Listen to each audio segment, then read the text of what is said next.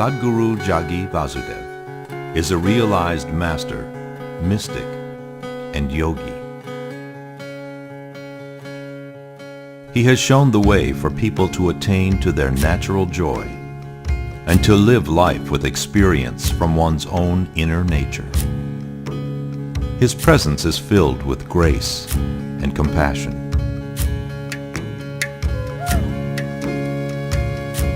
Sadhguru's scientific approach towards spirituality and work towards the upliftment of humanity have received accolades worldwide. The words that come from him in intensity and utmost clarity, from his deep understanding and wisdom, can change the very core of the being. Belonging to no particular tradition, Sadhguru incorporates what is most valid for the modern person from the spiritual sciences. His work, an outpouring of his blissfulness, finds expression in the form of a ceaseless offering to help all beings. Available to all who are willing, Sadhguru's life is an invitation to the divine through individual transformation.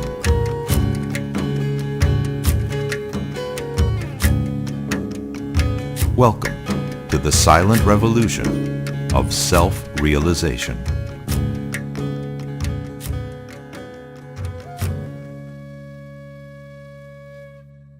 Two small children, they're very happy at home, but when they go to school, kindergarten today is a war zone. They have to be equipped to fight a battle every day. Now, if children are very unhappy at school, I think we need to examine the teachers.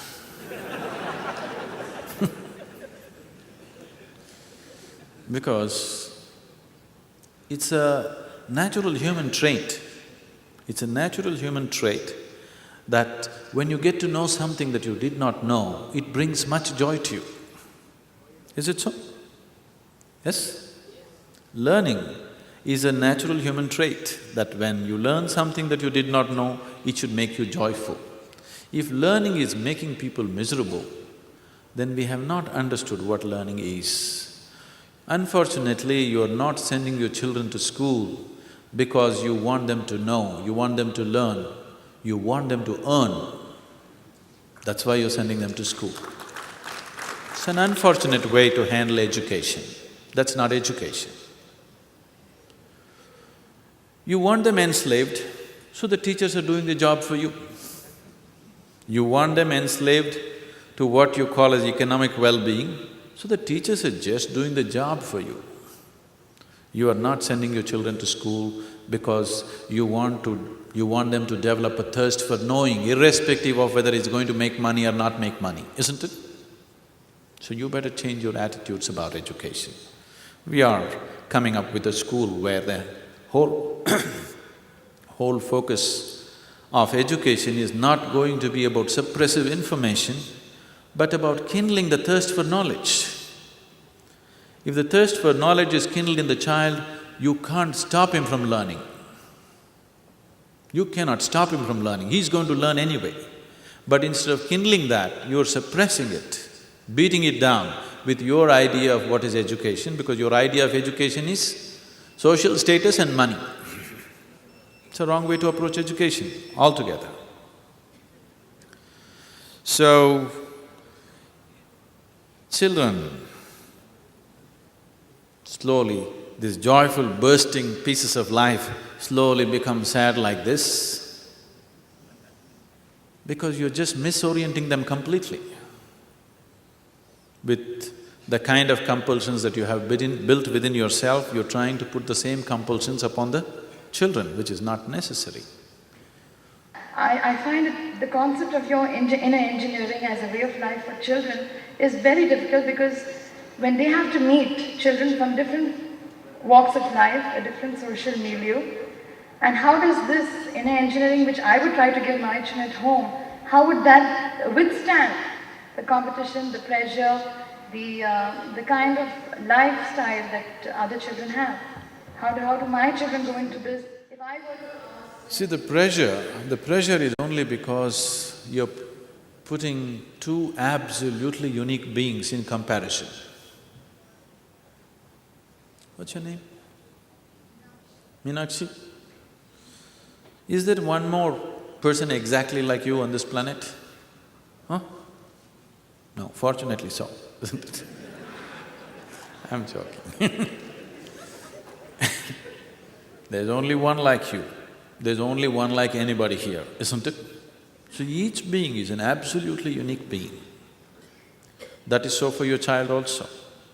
But now, you're trying to put all of them into the same compartment and compare them about something that they can learn ABC or 1, 2, 3 or something and make them feel better or worse about it. So it's you who brought that competition and comparison because for most parents, it is not about education, it is about first rank. All they want is, they want their children to sit on top of every other child's head. They're not interested in learning, they're not interested in education, they're not interested in career, they're not interested in anything. Their whole effort in their life is how to sit on top of the pile. Isn't it so? Everybody wants to sit on top of the pile. Everybody cannot sit on top of the pile.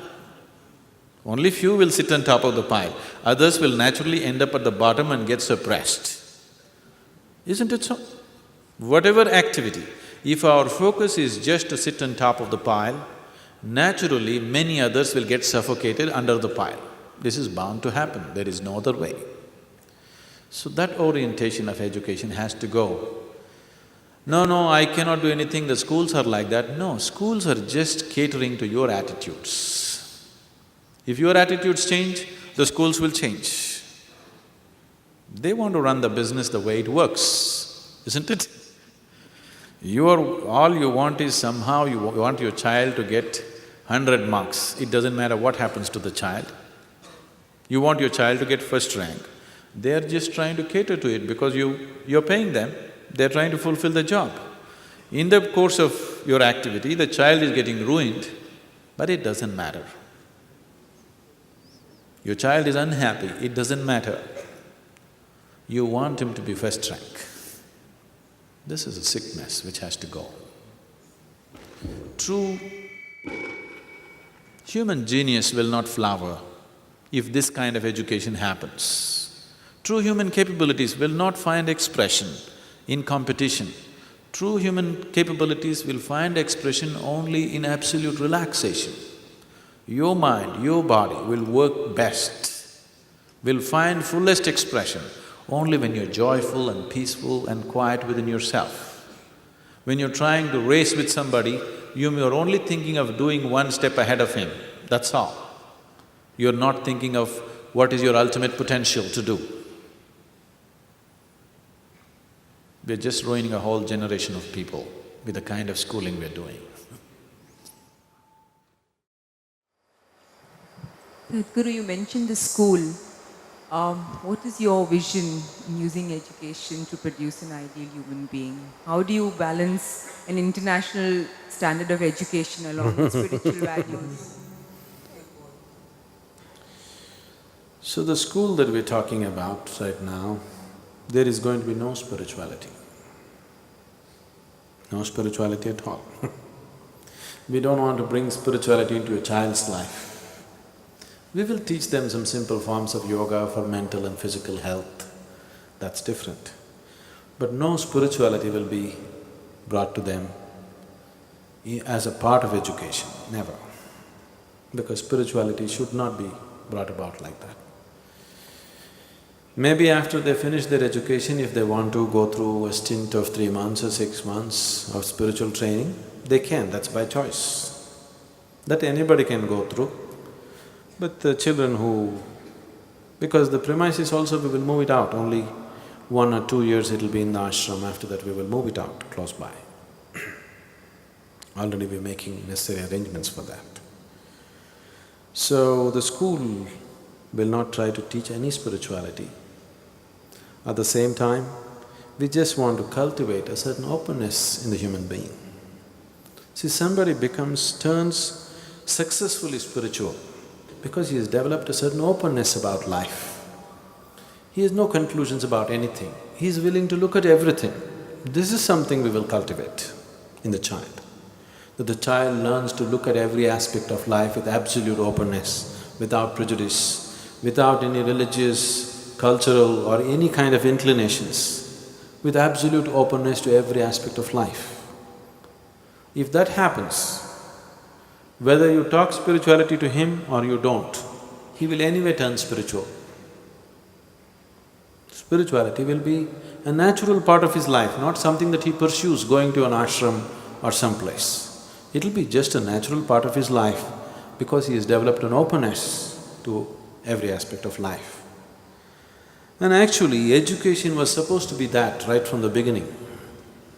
The very purpose of educating people is to broaden their horizons, isn't it?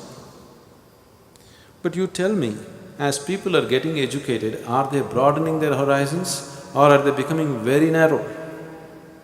See, just let's say 50 years ago,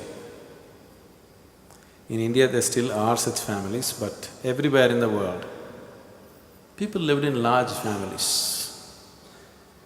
In India, 300, 400 people lived in one house, huge families.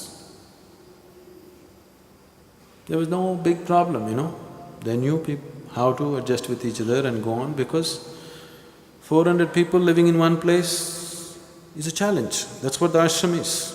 Now we are back into that old system of being one large family, and this is even more challenging because there are different types of people from different cultures, different languages, different attitudes, different likes and dislikes, but living together without friction needs enormous maturity and a very broad way of looking at life, otherwise you cannot.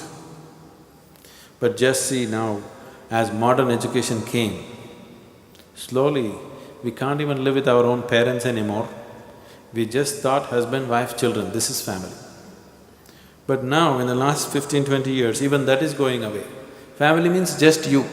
Your husband has to live in a separate house, you in a separate house. Together you won't last 10 days. Children have to be there separately. Somewhere else they must be. In one place, even 2-3 people cannot live together, isn't it? This is what education has done to you. It has not broadened your horizons. It somewhere made you so narrow and individualistic. You're no more inclusive, you're becoming very exclusive, isn't it? The inclusion is totally gone. The whole idea of educating a person is that he is just living in a narrow sphere of life. You educate him, make him know about the whole world and broaden his whole perspective of life. Education means inclusion, isn't it? But the kind of education we are imparting to the children, it is making them so highly exclusive, they can't even stand one more person in their life. See, most people have gotten themselves into a situation, they can't live with anybody anymore, isn't it?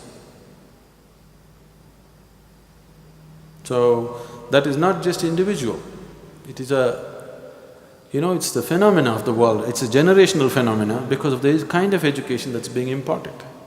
So we want to impart an education which is highly inclusive, that as you grow, you include the whole world as yourself and live, and that's spirituality. So spirituality will not be taught. Education itself is spirituality, because education is about broadening your horizons, not about talking about God or some nonsense. So, we want children to grow up keeping their intelligence intact, not suppressive education, where the child's thirst to know is kindled, but he is not forced to learn. So, the longing to know, the longing to learn has to be brushed up within the child, not just feeding with enormous amount of information and expecting him to pass. This will not be like that. This will be a very different type of structure. At the same time, by the time they are 16, 17, we will prepare them for any university in the world, they will be ready to go. They will be ready enough to get into any kind of university according to their individual capabilities, of course. But apart from that, they're fundamentally learning to live better. They're learning to handle themselves better and live better with themselves and with people around them, which is very important factor. And people are successful in their life not because they have degrees, not because they have university certificates, it's because they're capable, isn't it? So, this school will be more capability-oriented, not qualification-oriented. We are seeing how to enhance the capability of the child in whatever area his natural talent is, rather than trying to just make him qualified with a certain, certificate attached to him. Sadhguru, whatever you said about the school and the education just now, it's modern and contemporary. But what about the ancient schools, the gurukuls of the past? Were they not successful in producing good human beings? The ancient gurukuls were definitely like this. The ancient gurukul was 100% the way I am talking. The very purpose and the basic function of the guru was to destroy all the things that you have assumed as true. But now the education also involves equipping the person to earn his living and make his living in the world. So we have those twin challenges. At that time, the guru was not trying to impart, skills for him to go and survive in the society. Because if your father is a cobbler, you naturally became a cobbler. If your father is a king, you became a king. If your father is something else, you became that. You didn't have to be equipped to make a living in some other way in ancient times. So the guru was only educating them towards the realization. So the job was more, I would say more simple, because it was unidimensional. But now it's not like that. Both the things need to happen. We have to equip the child to live in the modern world and still not mess him up with the nonsense that's happening in the name of modernity. So it's a much bigger challenge today than what it was then. And at that time, once the parents gave the children to the guru, they left him there in complete his authority. Now the parents are very nosy, They won't leave the children food, they want to constantly meddle with that, they want to put in their own stuff into it, all those issues are there. So it's much more complex today than it was in the Gurukul. In the Gurukul, the guru had to just teach them how to exist, how to live, how to be with somebody else, how to be with himself. This is all. He was not trying to equip him to a modern university. So, those days only a few children who had a very academic bent of mind or a very scholastic bent of mind, such children was trained in scholarly matters. All the other children naturally went to their father's profession, whatever it was. Now it is not so. Even if the father is a cobbler, he wants his son to become a professor. That's the situation in the world today, isn't it?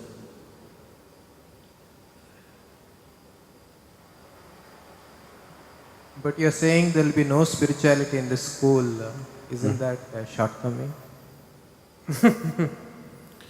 I'm saying no spirituality as a teaching, as a method. But at the same time, if a child grows without assuming anything, if he grows up without any nonsense, he's naturally spiritual. Because if he lives without the influence of other people upon him, if he lives by his own natural intelligence, turning spiritual is a very natural process. Only because most of the people are not living by their natural intelligence, they are living by imposed education upon them. Spirituality is a faraway thing in people's lives.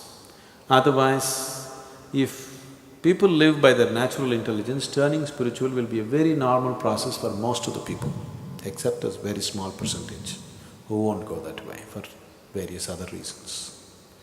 So, when I say no spirituality, we are not going to sit there and talk to them about how to attain enlightenment, what to do, this, no. But at the same time, the education process itself is such where there is no messing with the child, no influence, no religion, no imposition of any kind of ideas or beliefs, where child has to figure out things for himself. If you are allowed to figure out things for yourself, there is no other way but to turn inward, to know things about life. Only if you listen to your Bible or Gita or what this person said or what that person said, then you don't have to turn inward to know. It's already written there. If you don't read any of that stuff, when you start thinking about life, when you start looking at life, the only place to look is naturally inward, isn't it? Where else will you look? One day it happened.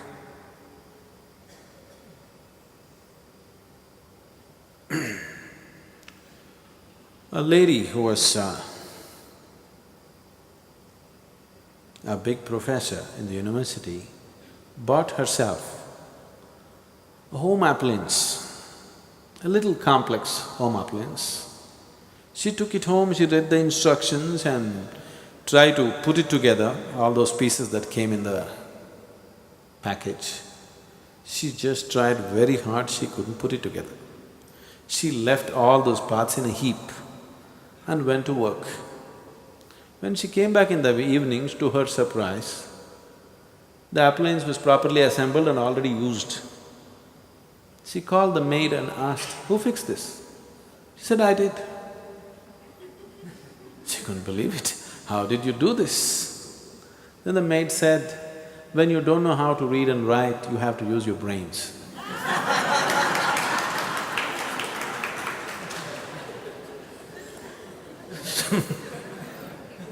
We want to teach the children how to use their brains, not just to read and write. Read and write is important, but using your brains is more important, isn't it? Just see, lots of educated people who are very successful in their careers and things like that, with their own lives, just see what a mess they are. Obviously, they're not using their brains when it comes to their life, isn't it so? The very way they are, it is very obvious they are not using their brains when it comes to their own life. They know how to go and, become doctors, engineers, become big academics and all that stuff. But when it comes to their own life, it looks like they have no brains at all, because they've forgotten how to use it. It's not that they don't have it. So, education should, stimulate your brain, not dull your brain, isn't it? Education should stimulate your intelligence, not take it off. Today, education scientists in the world are saying, if a child goes through 20 years of formal education, 70% of his intelligence is irrevocably destroyed. That means you're coming out as a knowledgeable idiot. And that's a huge disservice to humanity, isn't it? It's a huge disservice to humanity if you're just destroying the child's intelligence, because the future of the world is just in their brains, isn't it so? Whether we are going to produce beautiful things on the planet or very destructive bombs on the planet or something else more destructive than that, simply depends on how well coordinated this person's emotions, intelligence and all these things, how well coordinated a human being is. That is how he's going to use his intelligence and that is what he's going to produce in the world, isn't it? See, the most intelligent people in the world have contributed to all the violence on the planet. Otherwise, violence wouldn't be happening in the scale in which it is happening. See, people have always been essentially violent, a certain segment of the people. Whether he was a caveman or later on Bronze Age, Iron Age, whatever you take, they've always been violent. Initially when he was a caveman, he killed with stone, that's Stone Age. Iron Age means he killed with iron. Bronze Age means he killed with bronze. Nuclear Age means he kills nuclear, okay? They've always been essentially violent. But the scale of violence that can happen today has happened because the best brains in the world have cooperated with this, isn't it? Yes? The best brains in the world have worked to create the most violent ways to kill humanity, isn't it? If the intelligent in the world had not cooperated, the violent man would kill one or two with a stick or stone or something. But only because the intelligent person in the world has cooperated, now the violent man can kill in millions. So, intelligence twisted out against our own well-being is no intelligence. Right now, human intelligence has become like this. It's not a blessing, it's a curse. Intelligence is the biggest blessing that a human being has. But right now it has become a curse upon humanity simply because the human being is not coming out as a well-coordinated being. He is dislocated human being within himself. This intelligence is dangerous. If you were like a donkey, you would only kick, nothing more, isn't it? The maximum violence you would cause is kick with both your legs, nothing more. But now human intelligence has become so dangerous. What should have been a blessing has become such a big curse. And education is definitely playing a huge role in that. Whatever we wish to do with the youth,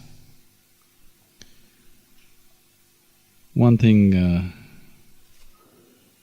that the older generations should understand is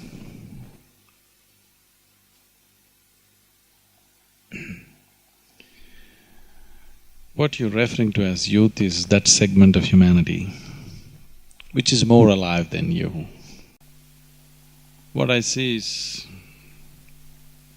if the world was guided by the young, the world would be a better place to live.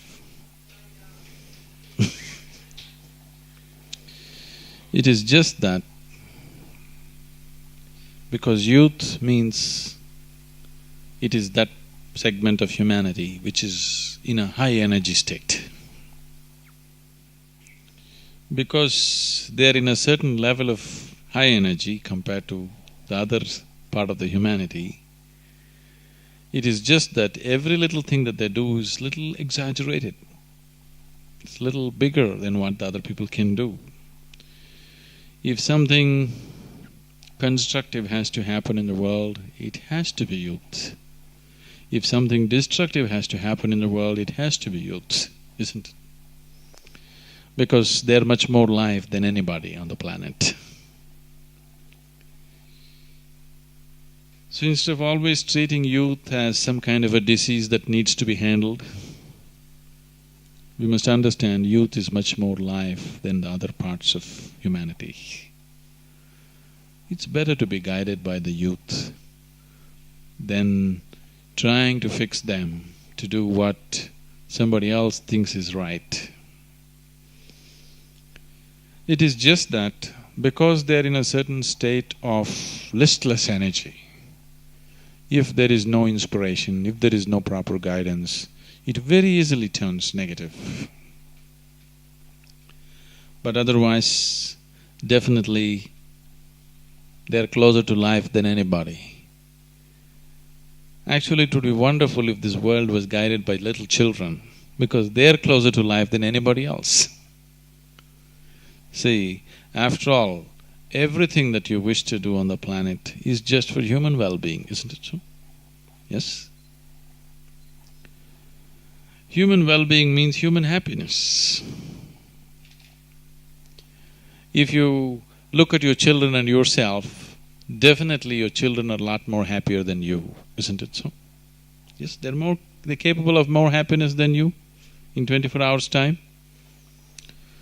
So when that is the thing, tell me who should be a consultant for life, you or your child? Definitely the children, isn't it? Because they're closer to life. You are carried away in your thoughts and emotions. They are much more closer to life. If only the world learned from children rather than trying to teach the children, this would be a very beautiful place. So, youth is not a disease. Usually, the older generation is always trying to handle youth as if it's some kind of a disease that needs to be fixed, that needs treatment. It doesn't need any treatment. It is people who have gone away from life who need treatment. Those who are close to life don't need treatment, they have to just live. One big lapse that is happening today in the world is our educational systems have become 100% informative. There is no inspiration. Without inspiration, no human being raises beyond the limitations in which he lives. It's only when he's inspired that a human being aspires to go beyond the limitations in which we're existing right now.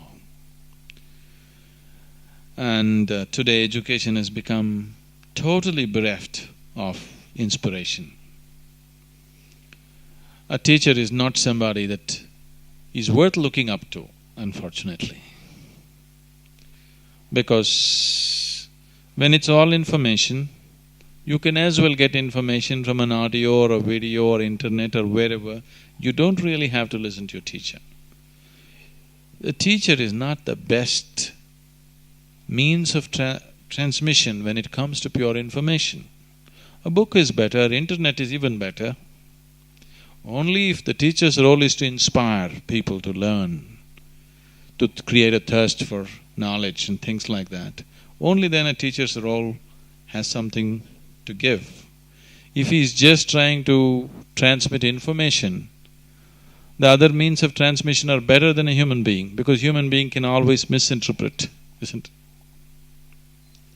Making the whole education system purely informational has caused an enormous damage, and that time of life, when you're youthful, when you're capable of many things, that span of life unfortunately goes waste, simply because the necessary inspiration is not there. So creating inspiration means, generally, most leaders in the world have always inspired people only by creating an external enemy. If you create an external enemy, you can have everybody on the street. Action, isn't it? But when you point out to people that the real enemy is within you, your limitations are your biggest enemies, isn't it? Whatever your limitations, your fear, your anxiety, your anger, your hatred, whatever the limitations from which one suffers, when you say when the enemy is within you and to inspire, it needs much more commitment and dedication. Unfortunately, dedication and commitment have become such scarce material on the planet.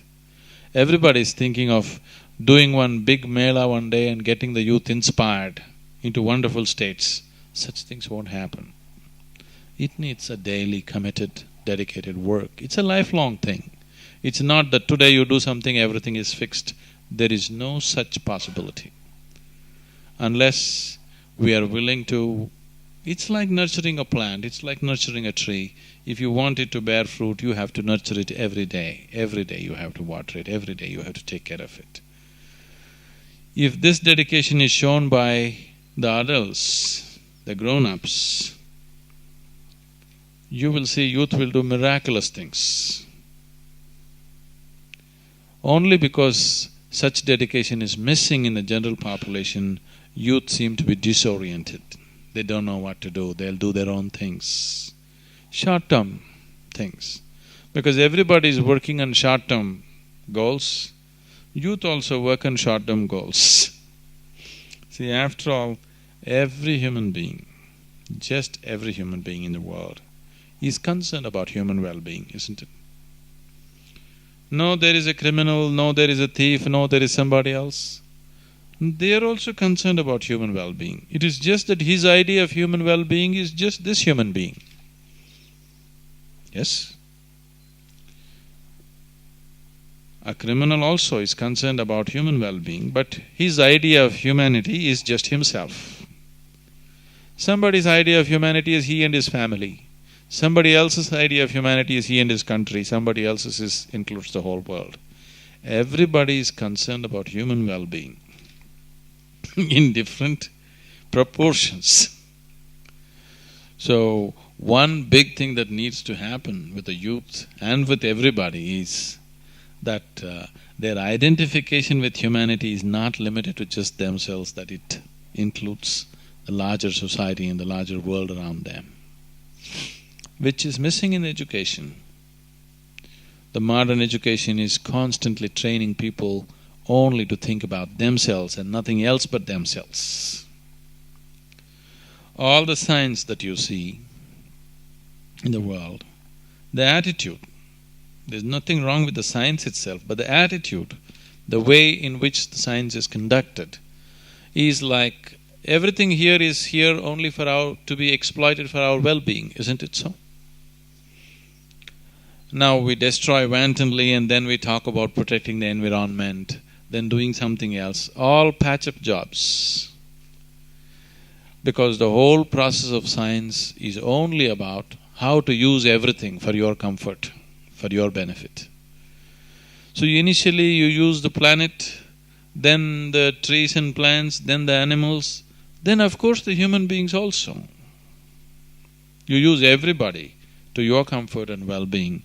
That attitude has been deeply set with the process of modern education. So, as we're investing our time, resources and energies in transmitting informative knowledge, we have to invest a certain amount of time, energy and resources to inspire people, the inspirational dimension of the education, which has not been done at all. See, for example, 50 years ago this country, during the freedom struggle, it was an inspired population. Suddenly people are willing to come out and throw their lives on the street for the nation. In 50 years' time, we did not do any work about inspiring people, and suddenly we are such a disgruntled and disoriented population. To get Indians to think as Indians is a huge problem, isn't it? Because the necessary inspiration has been missing. No work has been done, no organized work has been done. Haphazardly, small groups of people doing this and that has happened. No organized work has been done. I must tell you this. A few years ago, when I happened to be in United States, I just saw, in a magazine, I saw an old poster which was printed in 1930s. At a time when people were immigrating from various countries into United States, people from various cultures and languages and different kind of complexions are coming to integrate all of them into one nation.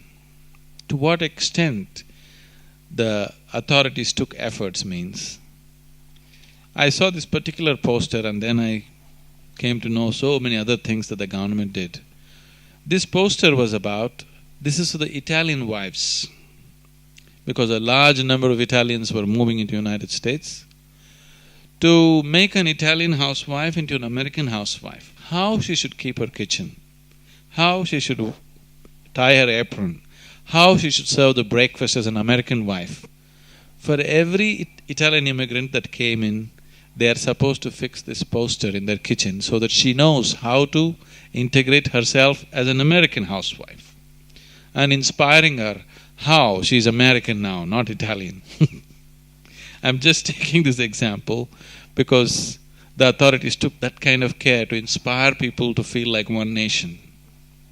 Even how you serve the breakfast.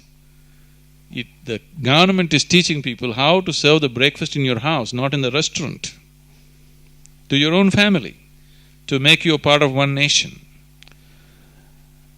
we need to do something about inspiring people in an organized way. Haphazardly, individuals doing this and that is fine, but a very organized effort to inspire people without creating an external enemy. Making people understand the biggest enemy for a human being is always within himself. And this inspiration is what is needed. Every forum that stands up thinking about the well-being of the youth or thinking about harnessing that enormous energy which we refer to as youth must always think of integrating in terms of inspiring people to do things which are beyond limitations. See, when we are not inspired, we'll tend to function only within the limitations in which we are placed. Only when we're inspired, we go beyond and do things that normally human beings wouldn't do. Only then that society surges ahead and does something worthwhile. Unfortunately, that happens only when strife happens. In normal, peaceful situations, people should be inspired, it's very important. When there is a war, people want to go and die, that's not the point.